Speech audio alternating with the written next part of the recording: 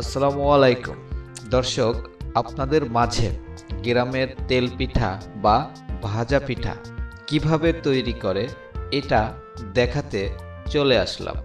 তো ভিডিওটি শুরু থেকে শেষ পর্যন্ত দেখার আমন্ত্রণ রইল। আশা করি ভালো লাগবে। আচ্ছা, তাহলে এটা আপনি কি পিঠে বানাবেন? এটা ভাজা পিঠে বানাবো। ভাজা পিঠে। তাহলে এখন এটা কি করতে হবে? প্রথমে গ্যাসে দিয়ে পানিটা হালকা গরম করে নিতে হবে। ঠিক আছে, তাহলে আমরা পানিটা গরম করাই দেখি। আচ্ছা,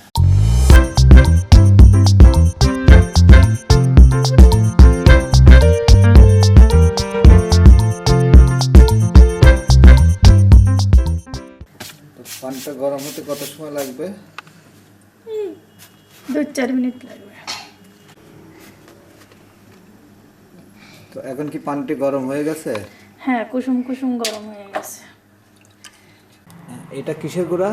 এটা চালের গুঁড়া। চাউলের গুঁড়া। হ্যাঁ, চাউলের গুঁড়া। ঠিক আছে।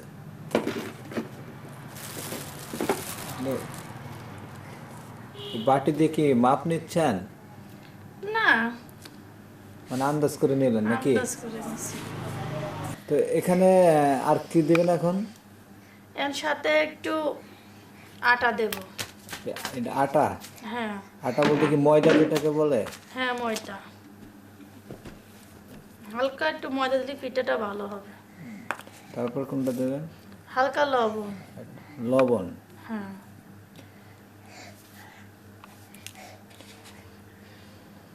আর এটা হলো যে পানি গরম হল, সে গরম পানি। হ্যাঁ, হালকা পানি, বেশি না, হালকা।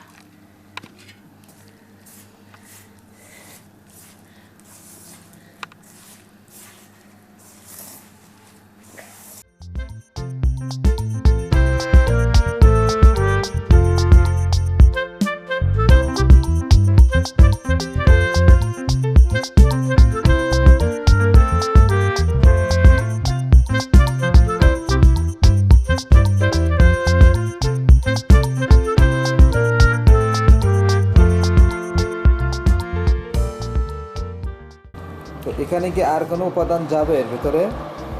না, আর যাবে না? এখন কি পিঠে হওয়ার জন্য রেডি? হ্যাঁ, পিঠে ভাজনে রেডি, কিন্তু 5 মিনিট রেখে দেব। এটা এটা 5 মিনিট রেখে দিতে হবে?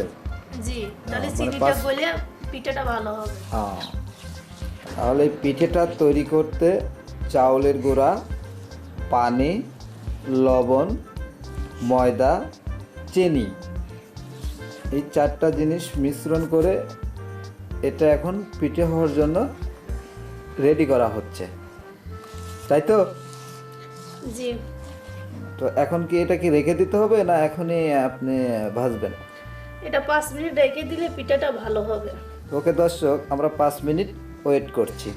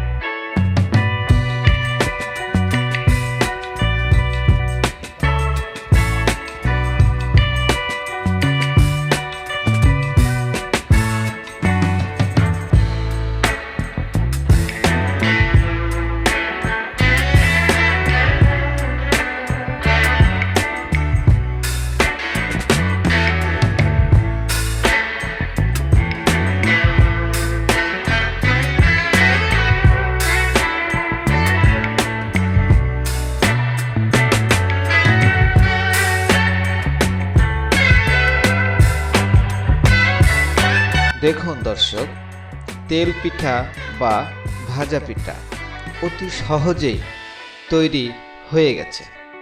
আপনাদের এলাকাতে এই পিঠাটি কি নামে পরিচিত কমেন্ট করে জানাবেন। পরবর্তী ভিডিও দেখার আমন্ত্রণ রইল। আজকের মতো এখানেই। আল্লাহ হাফেজ।